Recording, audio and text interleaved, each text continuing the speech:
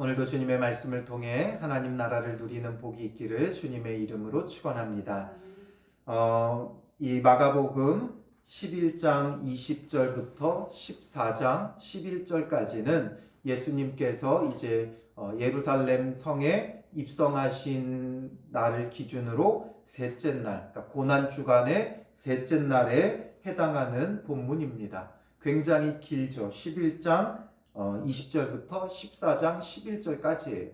굉장히 길게 자세하게 이 내용들을 기록하고 있는데, 이 내용을 보면 그 일들을 촉발하게 되어지는 그런 사건이 하나 있는데, 그건 바로 그 전날 예수님께서 성전 정화하셨던 사건으로 인해 이때부터 이제 제사장들, 바리새인들, 서기관들의 극심한 이제 반대와 그들의 그 예수님에 대한 박해가, 갈등이 심화되면서 이제 벌어지는 내용이 바로 이 셋째 날 벌어지는 내용이에요. 그래서 앞선 본문에서 예수님의 권위에 대한 논쟁으로 시작되어져서, 특별히 12장에는 이제 그 당시 지도자들의 예수님에 대한 여러 가지 시험들, 논쟁들, 이런 것들이 계속해서 이제 기록되어집니다. 그래서 그런 논쟁이 벌어지기 전에 예수님은 비유로 이미 그들이 어떤 자들인지를 보여주고 계시는 거죠. 그래서 1절에 보면 예수께서 비유로 그들에게 말씀하시되, 이렇게 말하고 있어요. 비유로 말했다. 사실 우리는 이 당시 유대인들과 어떤 사회, 문화, 풍습, 이런 것이 굉장히 달라요. 그래서 예수님이 사용하시던 비유가 지금 우리에게는 물론 어느 정도 감이 오고 이해가 되는 부분이 있지만, 그 당시 이 비유를 들었던 유대인들만 하지는 못할 거예요. 그들 그 시대, 그 당시에 굉장히 실제적으로 벌어지고, 실제적인 그들의 기후, 실제적인 그들의 환경, 또 실제적인 그들의 어떤 문화, 이런 것들에서 벌어지는 일들을 예수님은 비유로 말씀해 주신 거예요. 그러니까 오늘 본문에도 이 불의한 농부들에 대한 비유를 말씀해 주시는데, 이게 그 당시에는 실제로 이런 일들이 많이 벌어졌다는 거죠. 그래서 그걸 말할 때 그 당시 사람들에게는 정말 피부로 와닿는 비유가 돼요. 우리는 어느 정도 옛날 이야기와 같은 비유지만 그 당시 사람들에게는 정말 피부로 와닿는 비유죠. 그래서 오늘 본문에 보면 한 사람이 포도원을 만들어 산 울타리로 두르고 즙 짜는 틀을 만들고 망대를 지어서 농부들에게 새로 주고 타국에 갔더니, 이 일들이 그 당시에는 빈번히 일어나던 일들이었어요. 그러니까 실제적으로 이 당시에는 어떤 외국에 있는 왕이나 아니면 부호들, 또는 외국에 거주하는 유대인들이 실제로 이 팔레스타인 땅, 가나안 땅 안에 포도원을 만들고 이제 수확의 일정 양을 이제 토지의 소유자에게 납부하게 하는 소작 제도가 실제로 많이 있었다고 해요. 그러니까 어떤 부자가 그렇게 포도원을 만들어 놓고 정말 자기가 살기 좋은 곳에 가서 살면서 이곳에서부터 세를 받는 거죠. 그러니까 오늘 우리로 따지면 저기 이민가 있는 미국에 이민가 있는 사람이 건물을 하나 사놓고 건물 세를 받으면서 외국에 나가 사는 거예요. 그러니까 실제 건물주가 외국에 있다, 이런 말 들어본 적 있잖아요. 그러니까 자기가 살기 좋은 곳, 그런 곳을 찾아가서 살면서 돈은 많으니까 이제 우리나라 땅에다가 건물을 사놓는 것처럼 포도원을 사놓는 거예요. 이 당시에는 이 포도가 굉장히 중요한 소산물이었고, 포도주나 포도즙, 이런 것을 통해서 그들이 물 대용으로, 음료로 항상 잔치 자리에는 빠지면 안 되는 아주 중요한 게 포도였기 때문에 포도원 농사를 짓게 하는 거예요. 그 주인은 다른 곳에 가 있으면서 이 땅에다가는 아주 좋은 포도원을 사놓고 모든 걸 다 마련해 놓고 소작농들에게 맡기고 가는 거죠. 그래서 그 소출 가운데 얼마만 나에게 주고 나머지는 너희가 먹어라. 이런 일들이 종종 벌어져요. 그러니까 때가 이름에 농부들에게 포도원 소출 얼마를 받으려고 한 종을 보내니, 이제 소출, 이제 추수 때가 됐으니까, 추수했으니까 추수한 것에 주인이 받을 그 몫을 가지려고 이제는 종을 보내는 거예요. 그거 가져와라. 그렇게 보냈는데 이제 그 뒤에 벌어지는 일은 실제로 일어났는지 안 일어났는지는 몰라요. 그런데 그 당시 사람들에게 이런 일들이 있었고 만약에 이런 일이 벌어졌다면 이거죠. 그래서 그렇게 돼서 마땅한 이제 그 소출을 주인이 가져가는 게 당연하잖아요. 주인의 것이고, 그러니까 주인이 자기 몫을 가져가고, 자기 몫을 가져가도 남은 부분들은 이 농부들에게는 은혜로 주어진 거예요. 자기 땅도 아니고 자기 나무도 아니고 자기가 울타리를 친 것도 아니고 자기가 포도 짜는 틀을 사놓은 것도 아니고 그냥 주인, 모든 게 다 주인 거예요.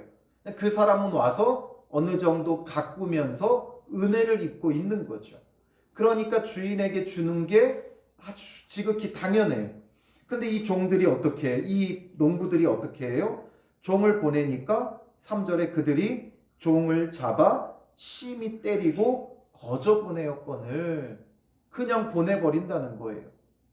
이런 걸 생각하면 그 당시 사람들은 어떤 느낌이었겠어요?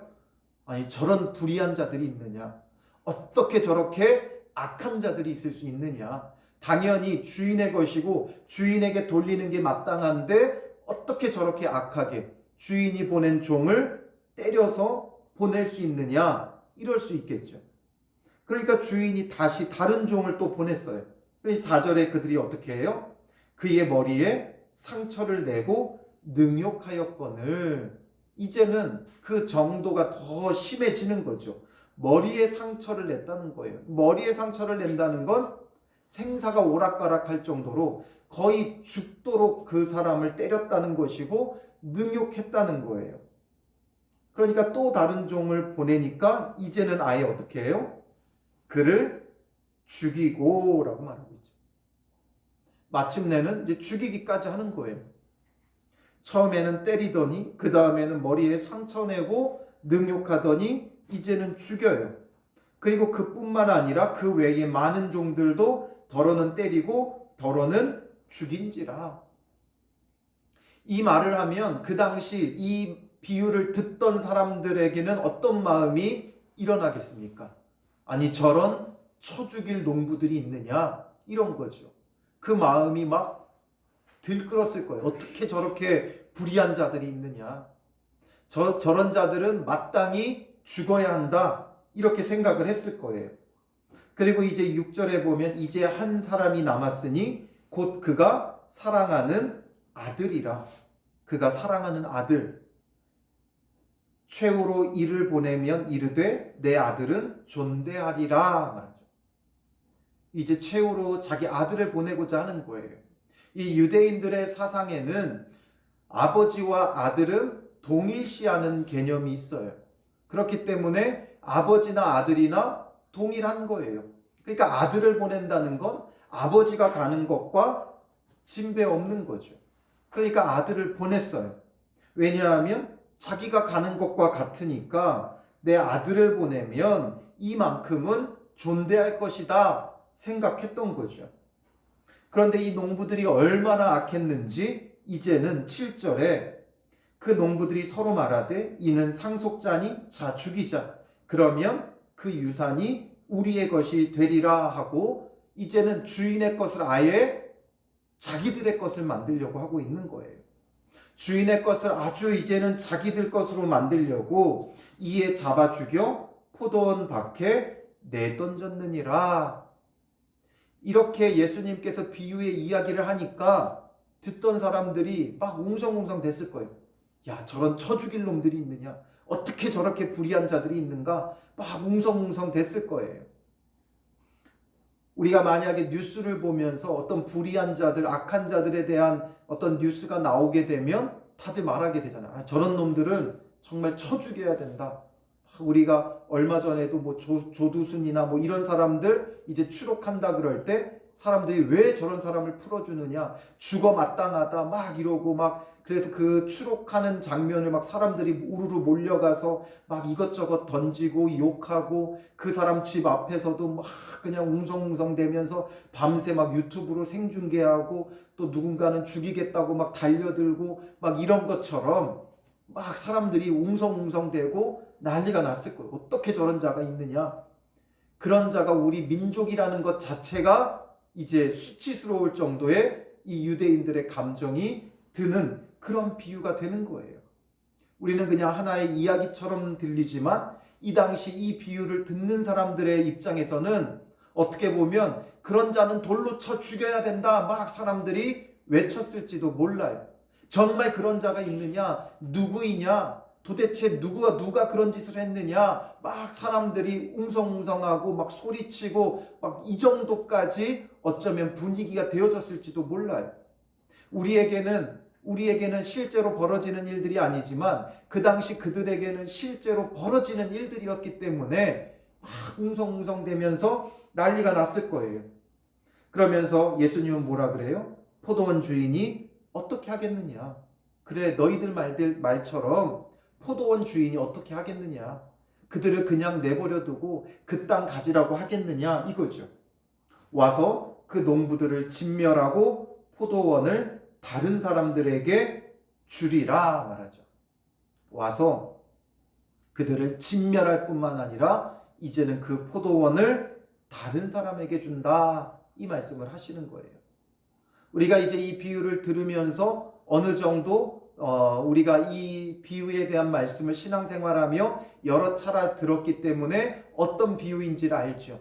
그러니까 이들이 막 쳐 죽여야 한다 하는 그 악한 농부들이 바로 누구예요? 유대인들의 지도자 역할을 했던 제사장들, 바리새인들, 서기관들, 또 사두개인들, 헤롯 당들, 이런 지도자 역할을 했던 자들이 바로 이 농부들인 거예요. 예수님의 이 비유를 통해서 사람들이 정말 죽어 마땅하다는 이 농부가 그 당시 지도자 역할을 하던 자들임을 이제 어느 정도 어렴풋이 그들이 깨닫게 되어지는 거죠. 그러니까 마지막에 가면 그들이 예수의 이 비유가 자기들을 가리켜 말씀하심인 줄을 알고 잡고자 하되, 이게 자기들에 대한 이야기라는 걸 그들도 아는 거예요. 왜냐하면 이 포도원 비유는 예수님만 하신 게 아니라 이미 구약 성경에도 여러 차례 나왔던 거예요. 하나님께서 이스라엘 백성을 포도원으로 비유하시는 경우가 종종 있었기 때문이죠. 그래서 오늘 본문과 비슷한 내용이 어디에 나오냐면 이사야 5장 1절부터 7절에 나와요. 이사야 5장 1절부터 7절에 보면 포도원의 노래가 나오는데, 그 가운데 1절, 2절에 보면 1절만 먼저 보면 나는 내가 사랑하는 자를 위하여 노래하되 내가 사랑하는 자의 포도원을 노래하리라. 내가 사랑하는 자에게 포도원이 있으며 심히 기름진 산에로다. 아주 기름진 산에 포도원이 있다라는 거죠. 이게 바로 무엇을 말하는 거예요? 젖과 꿀이 흐르는 아주 기름진 산 가나안 땅에 하나님께서 이스라엘을 옮겨 심으셨다라는 거죠. 그래서 하나님의 포도원으로 삼으신 거예요. 그래서 5장 2절에 보면 이사야 5장 2절에 땅을 파서 돌을 제하고 극상품 포도나무를 심었도다. 그 중에 망대를 세웠고 또 그 안에 술틀을 팠도다 말하죠. 망대를 세웠고 술틀을 팠도다. 오늘 본문에도 1절에 보면 즙 짜는 틀을 만들고 망대를 지어서 이렇게 되어 있잖아요. 그러니까 이것이 이 포도원은 자기들 이스라엘 사람들, 유대인들을 말하는 것이라는 걸 알아요. 그리고 농부에게 새로 주고 타국으로 갔다. 농부는 누구를 말하는 거예요? 그래서 그 포도원을 맡아 관리해야 될 책임이 있는 지도자들을 말하는 거죠. 왕, 선지자, 제사장, 그리고 이제는 이 시대에는 바리새인들, 서기관들, 헤롯 당들, 사두개인들, 이들을 말하는 거예요. 그러니 이들이 이제는 그 포도원을 잘 맡아서 돌보고 열매를 그 주인에게 드려야 하는 거죠. 근데 때가 이름에 농부들에게 포도원의 소출을 얼마 받으려고 한 종을 보내니 그 종을 때리고 죽이고 능욕하게 되죠. 바로 이 종들은 누구를 말하는 거예요? 하나님께서 보내셨던 선지자들을 말하는 거죠. 선지자들을 통해 이들을 깨우기 위해 하나님께서 책망의 말씀들을 했지만 이들은 그 책망의 말씀이라 해서 선지자들을 대적하고 때로는 때리고 죽이기도 하죠. 그래서 마지막 선지자의 역할을 했던 세례 요한까지, 세례 요한도 그들이 대척했고 배척했고 결국에는 참수시켰죠. 목을 잘라 죽이는 그런 일이 벌어진 거예요. 열매를 얻기 위해 주인이신 하나님께서 선지자들을 보냈죠. 그들로 하여금 회개하고 돌이키고 열매 맺게 하려고 선지자들을 보냈지만 그들은 끝내 선지자들을 거부했고 이제는 사랑하는 아들밖에 없어요. 그래서 예수 그리스도를 보냈지만 결국에는 그 아들까지도 상속자니 우리가 죽이고 그 유산을 우리 것으로 만들자 하면서 그 주인의 아들까지 죽인다라는 거예요. 그러니 이제 앞으로 지금 이 고난주간 셋째 날이기에 이제 금요일이 되면 그들은 예수님을 죽일 것이고 십자가에 못 박을 것이고 성 밖에 내던지게 되어지는 거죠. 결국 이들이 누구예요? 바로 지금 지도자 역할을 하고 있는 자들의 모습이라는 거예요. 예수님을 대적하고 그렇게 대적하는 그들에 대해서 비유로 말씀해주고 있고 지금 그 비유를 들었을 때 정말 죽여 마땅하다 여기는 그 농부들이 지금 바리새인들, 서기관들, 제사장들 바로 이들의 모습이다라는 것을 예수님은 비유로 말씀해주고 있는 거죠. 과연 이들은 왜 이렇게 했습니까? 무엇 때문에 이렇게 했습니까? 그것이 우리에게 중요한 거죠. 왜 이들은 그 종들을 심히 때리고 죽이며 했느냐라는 거예요. 너무나 당연한 주인의 것을 주인에게 드리지 않고 이렇게 한 이유는 뭐예요? 우리가 여기서 생각해야 되는 첫 번째 이들의 문제는 주인의식에 대한 문제죠. 누가 정말 이 포도원의 주인이냐? 이것에 대한 인식이 잘못되어 있는 거예요. 자기들이 열심히 수고했으니까 이 포도원이 자기들의 것이다 생각을 하는 거죠. 내 것이다 생각하니까 주인이 갑자기 나타나는 것을 못마땅해 하는 거예요. 그러니까 주인이 또 하필 타국에 갔어요. 그러니까 진짜 이 모든 게 자기 것인 양 그동안 살아왔던 거죠. 그러니까 내 것이라고 생각하니까 이것을 주인이 가져가겠다 하니까 못마땅해하고 대적하고 그렇게 종까지도 다 배척하게 되는 거예요. 그러니까 내가 주인이다 생각하니까 이런 문제가 생기는 거죠. 주인의 뜻을 받아들이지 않는 거예요. 첫 번째는 누가 주인인가 이 문제에 있어서 이들은 착각하고 있는 거죠.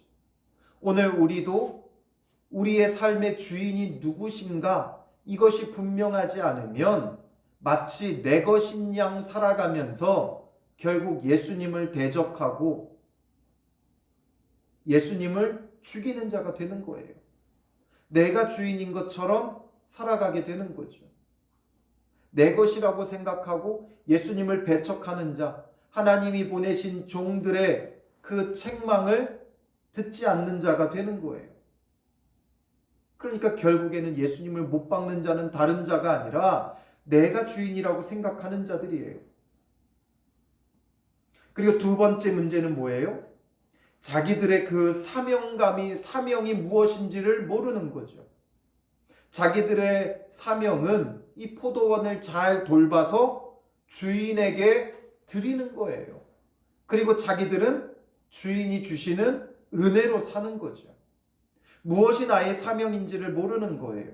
주인이 누군가의 문제가 생기니까 자기의 사명의 문제도 생기죠. 그러니까 자기 어떤 사명감보다는 자기 욕심을 따라 살아가는 거예요. 더 많은 것 가지고 더 많은 것 소유하기 위해. 그래서 주인의 것을 빼앗기 위해서는 주인의 아들을 죽여야 되는 거예요. 내 소유로 만들려고 하니까 예수님을 죽여야 되는 거예요. 내 삶 속에 예수님이 존재하면 안 되는 거예요.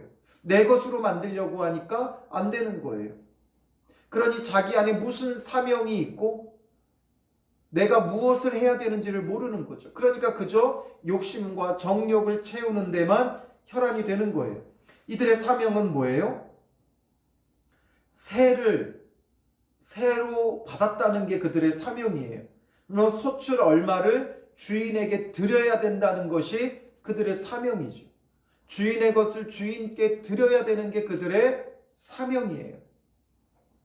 그런데 이 사명감이 없으니까 결국에는 자기 욕심을 채우기 위해 주인의 것까지 내 것으로 만들려고 하는 그런 욕심과 정욕이 그들 안에 발동하는 거죠. 그리고 또 한 가지가 무엇이냐면 이들이 왜 소출을 드리지 못했느냐? 애초에 소출이 없기 때문에 그래요. 불의하고 게으른 농부기 때문에 그들에게 소출이 없었던 거예요. 그들이 주인이 누구고 사명이 무엇인지 알았다면 그 사명을 따라 열심히 곡식을 거두었겠죠. 그런데 자기의 사명을 모르니까 열매가 없는 거예요. 주인께 드리고 싶어도 드릴 열매가 없는 거예요. 그러니까 종들이 와서 열매 내놓으라고 하니까 드릴 열매가 없어요. 드릴 열매가 없으니까 책망을 받겠죠. 무엇 했느냐? 악하고 게으른 종들아. 책망받으니까 듣기 싫으니까 그 종을 때리고 죽이고 멸하는 거예요.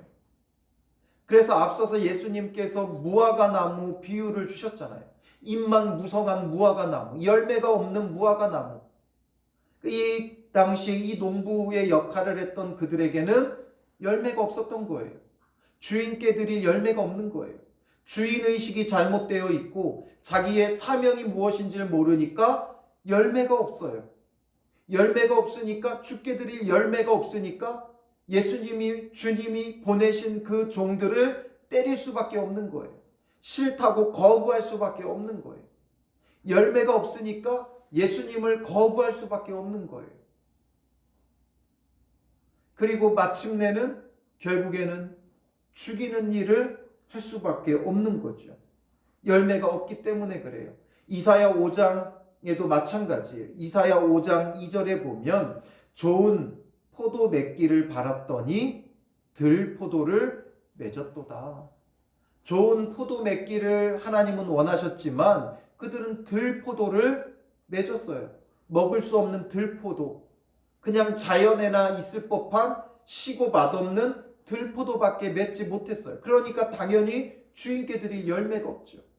잎만 무성한 무화과 나무니까 열매가 없으니까 그들은 주께 드릴 열매가 없으므로 결국에는 종들을 때릴 수밖에 없고 종들을 죽일 수밖에 없고 마침내는 예수님까지도 주인의 아들까지도 죽일 수밖에 없는 거예요. 뭐가 귀하고 무엇이 중요한지 전혀 알지 못하죠. 그래서 이 비유로 그들의 모습을 보여주시면서 예수님은 한 가지를 더 말씀해 주세요. 10절과 11절에 보면 너희가 성경에 건축자들이 버린 돌이 모퉁이의 머릿돌이 되었나니 이것은 주로 말미암아 된 것이요 우리 눈에 놀랍도다 함을 읽어보지도 못하였느냐 말하죠. 이건 시편 118편 22절 23절 말씀을 인용해서 말해주죠. 건축자의 버린 돌, 건축자들이 쓸모없다고 내버린 그 돌이 나중에는 모퉁이의 머릿돌이 된다라는 거예요. 아주 가장 귀한 자리에 쓰이게 된다. 이걸 말하는 거죠. 그러니 그들이 내버린 예수님이지만 그 예수님이 가장 귀한 분이라는 거예요. 무엇이 귀한지도 모르고 내버리고 있는 그들이 지금 죽이고자 하는 예수 그리스도가 가장 귀한 분이라는 거예요. 그러니 오늘 우리는 어떤 모습 속에 있습니까? 정말 예수님의 귀함을 발견하고 그 예수님을 우리의 구주로 영접하고 그 예수 그리스도를 기준으로 살아가고 있느냐라는 거죠. 이처럼 오늘 우리의 모습은 어떻습니까? 예수님의 귀함을 알지 못하고 이 악한 농부들처럼 주인이 누군지도 모르고 사명감도 없고 그래서 열매가 없으니까 예수님이 오셔도 예수님이 얼마나 귀한 분인지를 모르고 죽이고자 하는 이들의 모습과 같다라는 거죠. 그들의 모습만 그런 게 아니라 오늘을 살아가는 우리도 마찬가지예요. 우리의 주인의식이 잘못되어 있으면, 내가 주인이라고 착각하고 살아가면, 하나님이 진정한 주인이시다라는 것을 우리가 알지 못하면 결국 내 욕심대로 내가 원하는 대로 살고자 하게 되어져 있죠. 내 사명이 무엇인지를 몰라요. 사명을 모르는데 어떻게 열매를 맺습니까? 내게 주신 그 사명을 따라 살아갈 때 남겨지는 것이 바로 열매인 거예요. 우리가 아무리 많은 것을 해도 내 사명과 상관없는 일들을 하면 그건 열매가 될 수 없는 거예요. 하나님께서 나를 이 땅에 보내신 이유, 그것이 나의 사명이 되어야 돼요. 하나님께서 나를 우리 가정에 보내신 이유, 우리 교회에 보내신 이유, 나의 학교, 나의 일터에 보내신 그 이유, 그것을 따라서 나의 사명으로 알고 살아갈 때 남겨지는 것이 열매예요. 그때 맺게 되는 것이 열매예요. 우리의 욕심으로 무언가를 성취하고 이룬 것이 열매가 아니라 나를 보내시니 나의 진정한 주인 되신 하나님께서 나에게 원하시는 것, 그것을 우리가 이루어갈 때 그게 우리의 삶의 열매가 될 것이고, 주님께서 그걸 요구하실 때 우리는 기쁨으로 또한 주님께 드리게 되어 있어요. 내 것이라 생각하지 않고 내 것이라고 움켜쥐는 자가 아니라 주님께서 쓰겠다 하면 내어놓는 자가 되는 거예요. 예수님께서 예루살렘에 입성할 때 나귀 새끼를 가져오라 할 때 어디에 쓰려 하느냐? 그럼 주가 쓰겠다 하면 줄 것이다. 주가 쓰겠다 하니까 그냥 내주잖아요. 오늘 우리에게도 마찬가지예요. 나의 진정한 주인이 하나님이시라고 생각하면 주님께서 쓰겠다 할 때, 주께서 쓰시겠다 할 때 얼마든지 내어드릴 수가 있는 거죠. 그런데 내가 주인이고 내 사명을 모르면 우리는 늘 어떤 인생이 돼요? 움켜쥐는 인생만 되는 거예요. 움켜쥐니까 열매도 없고, 또 열매가 없으니까 뭐 내놓으라고 하면 대적하고 미워하고 때리고 멸하는 자들이 되어지는 거죠. 그러니 죽어 마땅하다 말할 수밖에 없는 이 악한 종들이 오늘 내 모습이 될 수 있다는 거예요. 이건 이 당시에 바리새인들과 서기관과 제사장들의 그 모습에 대하여 비유로 말씀해 주시지만, 이것이 그들의 모습만이 아니라 이걸 기록해 놓은 건 그들의 모습과 다를 바 없이 살아가는 우리의 모습을 보여주려고 하는 거죠. 내가 주인 되어 있는 삶, 사명이 아닌 나의 욕심을 따르는 삶, 주께 드릴 열매가 있는 것이 아니라 내가 먹을 열매만 늘 부여잡고 있는 그런 삶의 우리의 모습이 결국에는 주인이 와서 진멸할 수밖에 없는 삶이다라는 것을 보여주는 거예요. 오늘 우리의 삶은 어떻습니까? 주님께서 기뻐하시며 잘했다 충성된 종아, 내가 작은 일에 충성하였음에 이보다 더 큰 일을 내게 맡기리라 하는 그런 종입니까? 아니면 진멸당할 이런 악한 농부의 모습입니까? 결국에는 이들은 그들의 마음에 거리낌이 있었어요. 자기들도 돌아보면 이게 자기들의 모습이라는 걸 깨달았죠. 그러면 회개해야 되는데 아니에요. 확실히 이 농부들과 똑같죠. 그래서 어떻게 해요? 종을 잡아 심히 때리고 죽이고 능욕했던 그들의 모습대로 예수님을 잡아 죽이고자 하는 거죠. 12절에 자기들을 가리켜 말씀하심인 줄 알고 잡고자 하되 무리를 두려워하여 예수를 두고 가니라. 그래서 예수님을 잡고자 했지만 무리들이 두려운 거예요. 예수님을 따르는 무리들이 너무 많았고, 그러니까 그 예수님을 잡는다면 예수님을 따르는 무리들이 가만두지 않을 것 같으니까 결국에는 잡지 못하고 가는 거죠. 결국 이들의 모습은 어떤 모습이에요? 그 안에 진리가 있는 자들이 아니라 계산하는 자들이죠. 뭐가 나에게 이익이 될까? 앞선 권위 논쟁 때도 그랬지만 그들이 왜 알지 못한다고 대답했어요? 세례 요한의 권위가 하늘로부터냐 사람으로부터냐 할 때 자기들의 분명한 기준을 가지고 하늘로부터 온 것이다 그들이 판단하면 하늘로부터다 말하면 되고, 사람으로부터다라고 판단했으면 그렇게 이야기하면 돼요. 그런데 그들이 그렇게 하지 못한 이유가 뭐예요? 계산하는 거예요. 뭐가 더 자기들에게 이득이 될까 하니까 이득될 게 없는 거예요. 뭐라고 말한들 이득이 될 게 없으니까 모른다 이렇게 말해버리죠. 이들 안에는 진리가 없어요. 진리가 없으니까 뭐가 자기들에게 이득이 될까 생각하는 거예요. 지금 예수님 때문에 자기들이 해를 입고 있죠. 비난과 비방을 받고 있어요. 그렇다면 정말 그들의 어떤 기준이 있다면 자기들에게 불법을 행해서 자기들에게 악하게 행해서 해되게 하고 있다면 어떤 이유랄지라도 예수님을 잡아 죽여야 되는 게 맞아요. 그런데도 이들은 또한 무리들이 걱정되니까, 예수님을 따르는 무리가 많으니까 그렇게 하지도 못하고 결국에는 두고 가니라. 정말 이들 안에 진리가 없다는 걸 보여주죠. 참된 진리가 있다면 목숨을 걸고라도 사수해야 되는 거예요. 그런데 이들은 무리의 눈치를 보죠. 항상 무리의 눈치를 봐요. 그건 결국 그들 안에 진리가 없다는 거예요. 진리가 있는 사람은 담대하게 되어 있어요.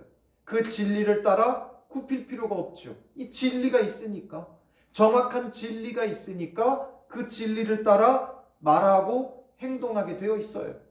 그러나 진리가 없으면 자꾸만 뭐가 더 이득이 될까를 생각하는 거죠. 그러니까 이들은 지금 여기서 예수님을 잡는 게 이득이 될까? 잡지 않는 게 이득이 될까? 지금 자기들의 이익 계산을 하고 있는 거예요. 그러니까 결국에는 예수님을 잡는 게 이득이 안 된다 생각하니까 예수님을 두고 가는 거죠. 그렇게 시기하고 미워하고 죽이려고 해도 손도 못 대는 거예요. 진리가 없는 그 모습을 고스란히 보여주죠. 과연 오늘 우리는 어떻습니까? 분명한 기준과 진리를 따라 행합니까? 아니면 이것이 옳다 생각하면서도 사람들의 눈치를 봅니까? 옳다 생각하면서도 사람들의 눈치를 보는 건 우리 안에 진리가 없다는 거예요. 정말 옳은 것이라면, 어떤 손익계산보다 중요한 건 진리라면 그대로 따르고 순종하는 거예요. 그래서 우리에게는 분명한 진리이신 예수 그리스도가 있고 그분의 말씀이 있기 때문에 우리는 그것을 따라 행하면 돼요. 그 말씀이 우리의 모든 것의 기준이 되면 돼요. 그렇다고 해서 난 이게 진리다 생각해서 함부로 말하고 함부로 행동하라는 게 아니에요. 정말 옳고 정말 진리라는 게 있다면 그걸 사수하기 위해 힘쓰라는 거죠. 그냥 눈치 보면서 이러지도 저러지도 못하는 지금 이들의 모습이 오늘 우리의 모습이 되면 안 된다는 거예요. 우리가 그럴 때가 많이 있죠. 이러지도 저러지도 못하고 눈치를 보게 되는 그런 모습들. 그게 아니라 정말 참된 진리를 바라보고 그 진리를 붙잡고 진리를 행하기 위해 하나님께 기도하며 그 누구도 상처받는 사람 없고 손해나는 사람 없이 이 진리가 선하게 이루어져 가기를 항상 힘써야 되는 거예요. 그렇지 않으면 이들처럼 되는 거죠. 오늘 우리의 삶 속에서 이 불의한 농부들, 또 손익 계산하고 있는 이들의 모습들, 이게 그 당시 그들만의 모습이 아니라 이제 오늘 우리의 모습이 될 수 있다는 거죠. 오늘 우리가 삶 속에서 당면하는 문제이고 과제일 수 있을 거예요. 그러니 다시금 이 부분들을 우리가 생각하면서 불의한 농부들을 통해 다시금 나의 주인이 누구신가, 이걸 먼저 분명하게 해야 되고, 나의 주인 되신 하나님께서 내게 주신 사명은 무엇인가, 내가 그 사명을 통해 맺어야 하는 열매는 무엇인가, 이 세 가지가 우리 안에 분명할 때 우리는 착하고 충성된 종이 될 수 있는 거예요.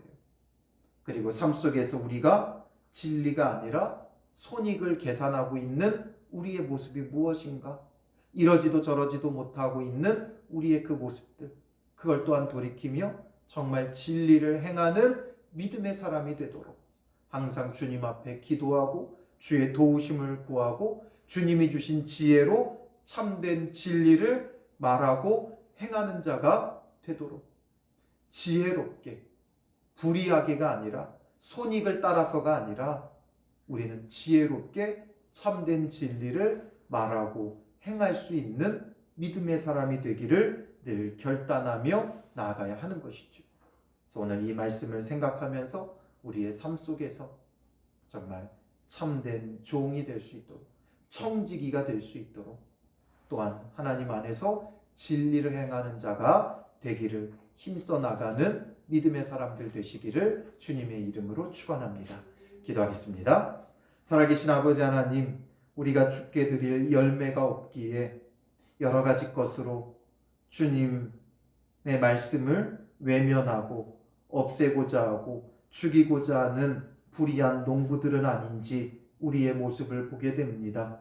주님, 우리의 주인이 오직 우리를 창조하신 하나님이심을 우리가 분명히 알게 하시고, 주인의 것을 누리는 농부에 불과하고 종에 불과하고 그의 은혜로 사는 인생임을 기억하게 하사 주신 삶의 자리를 은혜로 여기며 주신 사명 잘 감당하여 늘 주께 드릴 열매 있는 믿음의 사람들 되게 하옵소서. 잎만 무성한 무화과 나무가 되어 주께 드릴 열매가 없기에 늘 말씀을 외면하고 모른 채 하는 우리의 이 모습을 용서하여 주시고, 이제는 주님 안에서 새롭게 열매 맺기를 힘써 나가는 믿음의 사람들 되게 하시고, 2023년 주님께서 우리에게 맡기신 일들 속에서 주신 사명 감당하며 열매 맺게 하여 주셔서 주님 앞에 드릴 열매 있는 한 해를 살아갈 수 있도록 인도하옵소서. 주님, 우리 안에 진리가 없으므로 여러 가지 우리의 손익을 계산하며 이러지도 저러지도 못하는 우리의 모습들이 너무나도 많이 있습니다. 주님, 우리 안에 진리 없음을 용서하여 주시고 참된 진리이신 예수 그리스도가 우리 안에서 중심을 잡게 하시고 진리의 말씀이 우리 안에 풍성하게 하여 주셔서 우리가 지혜로 늘 진리를 말하고 진리를 행하는 믿음의 사람들 되게 하여 주시옵소서. 참된 진리로 열매를 맺을 때 이것이 또한 주께 드릴 열매 될 수 있도록 인도하여 주시옵소서. 주님께 드릴 열매가 늘 예비되어 있게 하시고, 그러므로 주께서 착하고 충성된 종이라 일컬으시는 은혜의 축복이 올 한 해 동안 가득 넘쳐나게 하셔서 더 많은 것을 맡기시는 주님의 그 은혜가, 주신 사명이 우리의 삶을 이끌어 나가게 하여 주실 줄 믿사오며 예수님의 이름으로 기도합니다. 아멘.